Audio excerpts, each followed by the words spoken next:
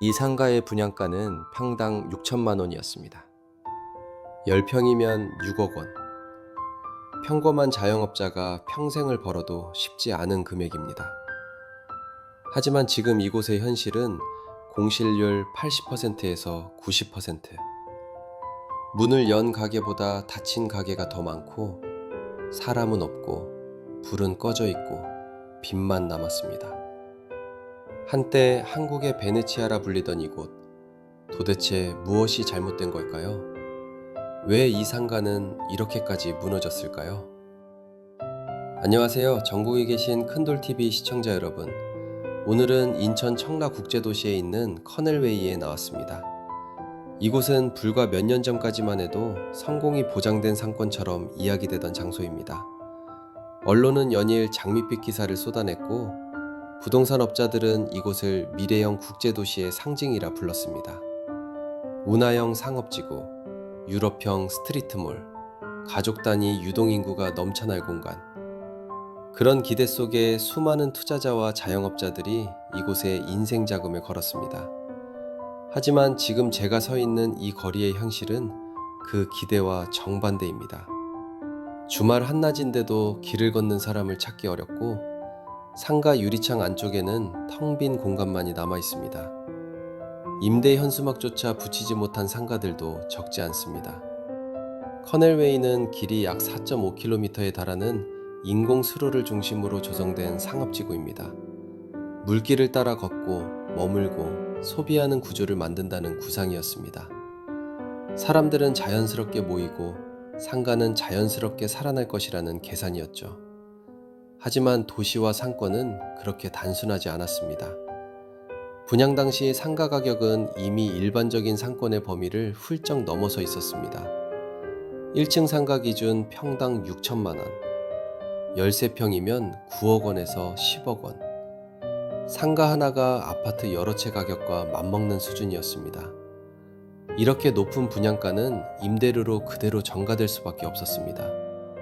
보증금 1억 원, 월세 200만 원에서 300만 원. 여기에 관리비까지 포함되면 매달 고정비만 수백만 원이 나갑니다. 장사가 잘 돼도 버티기 어려운 구조였던 셈입니다.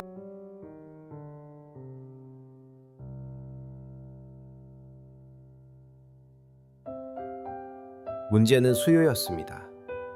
주변에 아파트와 오피스텔은 많았지만 이 상업지구까지 일부러 걸어와 소비할 만한 이유는 부족했습니다. 차로 이동하는 소비 패턴, 온라인 소비의 확대, 외식과 여가 트렌드의 변화까지 겹치며 예상했던 유동인구는 끝내 나타나지 않았습니다. 결국 자영업자들은 매출 부진을 견디지 못했습니다. 처음에는 적자를 감수하며 버텼고 그 다음에는 대출과 개인 자산으로 가게를 유지했습니다. 하지만 시간이 지날수록 상황은 나아지지 않았고 결국 보증금을 포기한 채 하나둘 떠나기 시작했습니다. 상인이 떠난 자리는 금세 공실로 바뀌었습니다. 공실이 늘어나자 거리는 더 썰렁해졌고 사람이 줄어드니 남아있던 가게들마저 매출이 급감했습니다. 이곳은 전형적인 상권 붕괴의 악순환에 빠진 것입니다. 여기에 더해진 결정적인 문제는 공급 과잉입니다. 이 좁은 지역에 상가는 수천 개 단위로 공급되었습니다. 수요 예측이나 장기적인 유지 가능성보다는 분양 실적과 개발 속도가 우선이었습니다. 도시는 필요해서 만들어진 것이 아니라 팔기 위해 만들어졌다고 해도 과언이 아닙니다. 이런 모습은 비단 청라만의 이야기가 아닙니다. 전국의 신도시와 택지지구, 혁신도시 곳곳에서 같은 풍경이 반복되고 있습니다. 겉으로는 새롭고 화려하지만 속은 텅 빈 상가들. 인구는 분명히 줄고 있습니다. 아이 울음소리는 사라지고 있고 소비의 중심은 빠르게 고령층으로 이동하고 있습니다. 자영업 환경은 점점 더 가혹해지고 있는데 도시 개발 방식은 여전히 과거에 머물러 있습니다. 영화관이 들어오면 사람이 몰릴 것이라 믿었던 시절, 대형 상업시설이 생기면 상권이 살아날 것이라 확신했던 시절, 지금은 이미 끝났습니다. 영화관조차 텅 비어있는 시대가 되었기 때문입니다. 실제로 이 커넬웨이의 일부 건물은 관리비 체납만 수십억 원에 이르는 것으로 알려져 있습니다.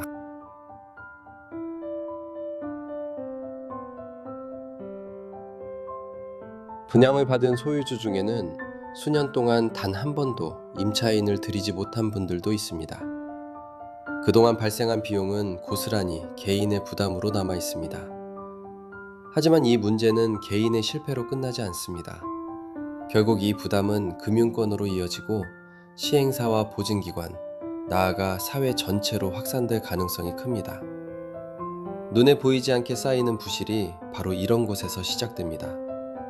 이제 우리는 질문해야 합니다. 이런 개발은 과연 누구를 위한 것인가? 분양을 위한 도시였는가? 사람이 살기 위한 도시는 아니었는가? 도시는 짓는 것보다 유지하는 것이 훨씬 어렵습니다. 사람이 살지 않는 도시는 결국 껍데기에 불과합니다. 청라 커넬웨이는 단순한 실패 사례가 아닙니다. 한국형 도시개발이 안고 있는 구조적 한계를 그대로 보여주는 상징적인 공간입니다. 앞으로의 도시는 더 이상 분양과 공급 중심이 아니라 사람의 이동 방식, 생활 패턴, 지속 가능한 인구 구조를 기준으로 설계되어야 합니다. 그렇지 않다면 이곳에서 벌어진 일은 결코 예외가 아니라 전국 어디에서든 반복될 미래가 될 수 있습니다. 전국에 계신 큰돌TV 가족 여러분, 오늘 영상이 유익했다고 생각하시면 구독, 좋아요, 댓글로 응원 부탁드릴게요. 큰돌TV는 다음 영상에서도 더 깊이 있는 정보를 전달드릴 수 있는 이야기로 찾아뵙겠습니다. 감사합니다.